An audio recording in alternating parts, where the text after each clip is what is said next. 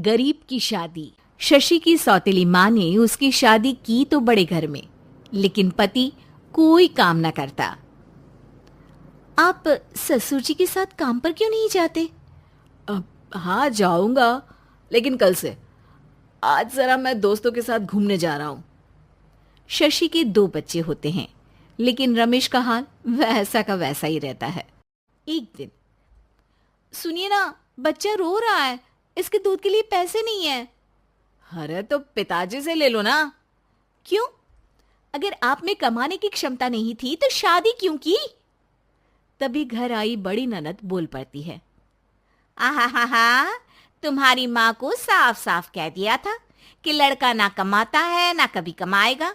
हम 4 बहनें हैं इसका ख्याल रखने के लिए, और पिताजी का इतना सारा पैसा, तुम्हें किस चीज की कमी रखी है? लेकिन थोड़े ही सालों में तकदीर बदल जाती है। शशि का ससुराल गरीब हो जाता है। सब बिकने के बाद शशि अपने पति, बच्चे और सास के साथ किराए के मकान में आ जाती है। मैं कोई नौकरी करना चाहती हूँ दीदी। अरे इतने बड़े घर की बहू थी शशि, तुम नौकरी करोगी? नहीं नहीं नहीं नहीं। नहीं करूंगी तो घर कैसे चलेगा? बच्चों को भी तो पालना है ना। तभी शशि का भाई आ जाता है। शशि, ये ले राशन का सामान। किसी भी तरह की कोई भी जरूरत हो तो बताना। भाई, अब मैं नौकरी करूंगी। देख बहन, वैसे तो मैं तेरे साथ हूं, लेकिन हाँ, मैं ये भी चाहता हूं कि तू अपने पैरों पर खड़ी हो जा। शशि को एक प्ले स्कूल में छोटे बच्चों को संभालने की नौकरी मिल जाती है। एक दिन, शशि, मेरे स्कूल को अब तुम संभाल लो। मैं कुछ दिनों के लिए अपने बेटे के पास जा रही हूं। लेकिन प्ले स्कूल अकेले मैंने कभी नहीं संभाला है। अब ये सब मैं नहीं जानती। इतने महीनों में तूने जो देखा, बस पूरे आत्मविश्वास के साथ उसे करना। शशि नीलम के जाने के बाद पूरे 1 महीने उसका स्कूल अकेले संभालती है, और फिर एक दिन आता है जब वो अपना खुद का स्कूल भी खोल लेती है। वाह शशि, तुमने आज मेरा सर गर्व से ऊंचा कर दिया। तुम्हारा यही आत्मविश्वास तुम्हें बहुत आगे ले जाएगा। नीलम, बहुत आगे जाने की चाह नहीं है, बस ये छोटा सा स्कूल मेरे बच्चों की अच्छी शिक्षा में मेरी मदद करे, यही मैं चाहती हूँ। शशि थोड़े थोड़े पैसों से ही अपना परिवार पाल रही थी। एक दिन उसके घर उसकी बड़ी ननद आती है। अरे भाभी, घर में कूलर तो लगा लेती, मेरी माँ को कैसे पंखे में लिटा रखा है। अरे तो शशि कौन सा एसी लगा कर सो रही है, वो भी तो यहीं रहती है ना मेरे पास। ज्यादा यहाँ आकर मेरी बहू को परेशान ना किया करो। हाँ हाँ, मुझे भी शौक नहीं है इस छोटे से घर में आने का। मैं तो बस ये बोलने आई थी कि मेरे बेटे की शादी है तो ननिहाल का जो नेग होता है वो ले आना। हाँ हाँ, जितना बनेगा कर देंगे, और ना हुआ ना तो वो भी नहीं करेंगे। तभी शशि बोल पड़ती है। अरे नहीं नहीं माँ जी, रीटा घर की बेटी है, उसके ससुराल वाले उससे शादी पर पूछेंगे कि मायके से क्या मिला। रीटा, तुम मुझे सामान की लिस्ट भेज देना, मैं पूरी कोशिश करूंगी कि तुम्हारी हर डिमांड को पूरा करें। अच्छा, मैं खाना लगाती हूँ।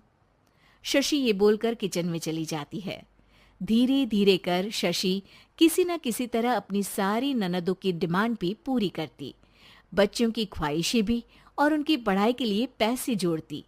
एक दिन जब शशि का बेटा 12वीं पास करके आता है। माँ, अब तुझे काम करने की जरूरत नहीं है। मैं अब कोई ना कोई नौकरी करके पढ़ाई भी साथ कर लिया करूंगा। शशि को लगता है कि बेटा और आगे पढ़ाई करे, लेकिन वक्त की मार के कारण वो बेटे को काम के लिए हाँ कर देती है। अब बेटा एक बैंक में चपरासी बन जाता है। लड़का देखने में तो बड़ा अच्छा है, अंग्रेजी भी पटर पटर बोलता है, फिर चपरासी क्यों?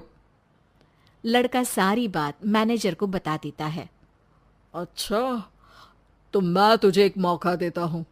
तू यहाँ रहकर दूसरे डिपार्टमेंट का भी काम सीख। अगर तू किसी एक का भी काम अच्छे से सीख गया तो मैं तुझे यहाँ टेबल चेयर में बैठने वाली नौकरी दे दूंगा। लेकिन एक दिन शशि की ननद उसे फोन करती है। अरे भाभी, देखो मायका तो मेरा तुम लोगों से ही है। मैंने आपके बेटे और मेरे भतीजे प्रदीप के लिए यहाँ एक नौकरी देखी है। पूरे 5,000 मिलेंगे। वैसे करता ही क्या है, चपरासी ही तो है ना। कोई बात नहीं रीटा, मैं उसे इस शहर के बाहर नहीं भेजना चाहती हूँ। बाकी वो शाम को आएगा तो मैं पूछ लेती हूँ। वहीं प्रदीप मैनेजर की बात से खुश हो जाता है और मैनेजर के काम पर ही नजर रखने लगता है। वो उनकी तरह के पेपर पढ़ता, काम करता और आने वाले लोगों की बातें सुनता। एक दिन बैंक में ऑडिट वाले आते हैं। ये गलत है, पूरी बैलेंस शीट नहीं मिल रही है, कहीं ना कहीं गड़बड़ है। ए मैनेजर, क्या करते हो? बैंक के पैसों का हिसाब सही नहीं है। मैनेजर के पसीने छूट जाते हैं। तभी प्रदीप वहां जाता है। अब क्या मैं ये बैलेंस शीट देख सकता हूँ? अरे बेटा, मजाक नहीं, जाओ पानी लेकर आओ एक गिलास। प्रदीप मैनेजर को पानी लाकर देता है और फिर ऑडिटर से कहता है, देखिए सर, मैं आपको बता सकता हूँ कि कैसे बैलेंस शीट को आप लोग गलत तरीके से जोड़ रहे हैं। ऐसा बोलकर प्रदीप एक एक कर सारे डाउट क्लियर कर देता है। अरे हाँ, ये तो पॉइंट हमने देखे ही नहीं थे। गुड, कौन है ये बच्चा? तभी मैनेजर बोल पड़ता है, अब हमारे यहाँ अकाउंट में नया आया है। ऑडिटर के जाने के बाद, वाह प्रदीप, आज तो तुमने मेरी नौकरी बचा ली। और आपने भी तो मेरी नई नौकरी लगा दी, अकाउंटेंट की। बस फिर क्या था, प्रदीप ने एक बार जो सफलता की सीढ़ी चढ़ी, बस चढ़ता ही चला जाता है। फिर एक दिन शशि की ननद, अरे भाभी कैसी हो? घर को तो बड़ा ही सुंदर चमका रखा है। अरे बेटी, कैसे आना हुआ? तू तो इस छोटे से घर में आना भी नहीं चाहती थी। कोई खास काम है क्या? अब हाँ, वो माँ, मेरा जो मजला बेटा है ना, वो अकाउंट से पढ़ाई कर रहा है, तो प्रदीप से बोलकर उसकी भी कहीं अच्छी नौकरी लगा दो ना। सास और शशि समझ जाते हैं कि कैसे पैसे आते ही लोगों के बात करने के तरीके से लेकर रिश्ते निभाने तक में बदलाव आ जाता है।